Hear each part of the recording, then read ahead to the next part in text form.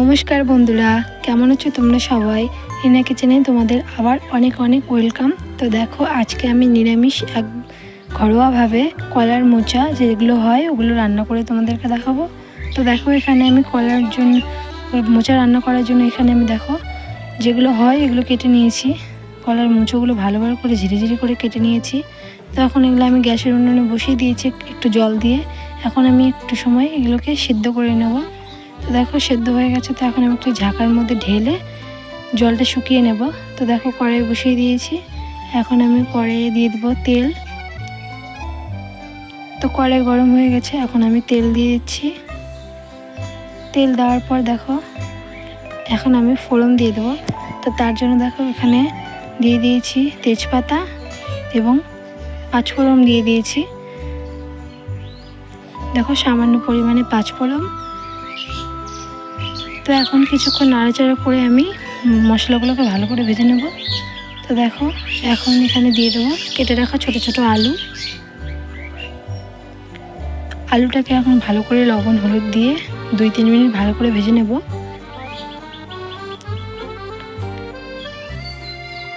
তো এখন 2-3 মিনিট ভালো করে আলুটাকে আমি লাল লাল করে একটু সময় ভেজে নেব।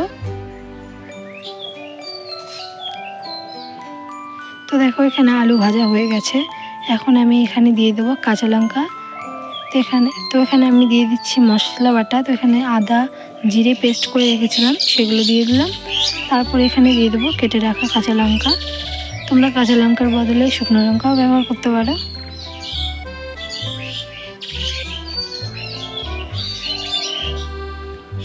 তো মশলাটা দিয়ে কিছুক্ষণ কষানোর পরে এখন দেখো এখানে আমি সেদ্ধ করে রাখা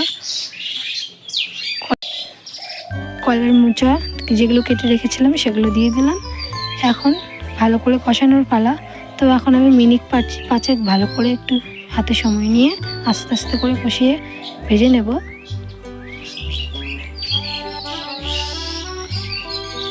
তো বন্ধুরা, ভিডিওটি কেমন লাগলো অবশ্যই কিন্তু তোমরা কমেন্ট করে বলো। আর নতুন হয়ে থাকলে চ্যানেলটিকে অবশ্যই সাবস্ক্রাইব করে দিও। তো দেখো এখানে তারপরে পরিমাণ মতো লবণ হলুদ দিয়ে দিচ্ছি। তো এখন ভালো করে আমি কষিয়ে নেব কিছুক্ষণ।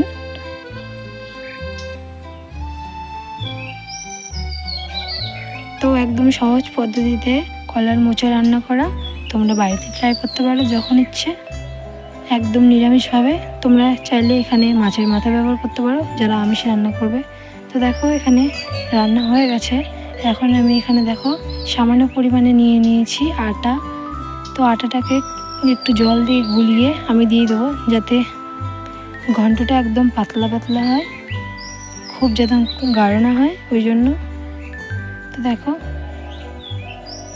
তো এখন আমি গুলে রাখা আটার গুঁড়োটা দিয়ে দেবো।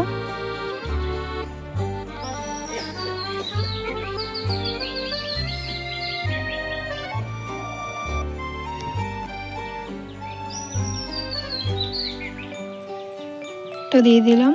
এখন দিয়ে আর কিছুক্ষণ নাড়াচাড়া করে এখন আমি গরম মশলা দিয়ে নামিয়ে নেব।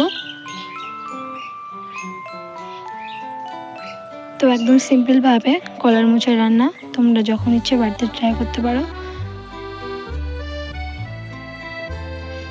বন্ধুরা, নিত্য নতুন ভিডিও আরও অনেক রান্নার ভিডিও পাওয়ার জন্য, অনেক রান্না শেখার জন্য আমার চ্যানেলটিকে অবশ্যই সাবস্ক্রাইব করে দিও আরও নতুন নতুন ভিডিও পাওয়ার জন্য। তো দেখো লাস্টে গরম মশলা নিয়ে নামিয়ে নিচ্ছি। তো সবাইকে ধন্যবাদ। সবাই ভালো থাকবে, সুস্থ থাকবে।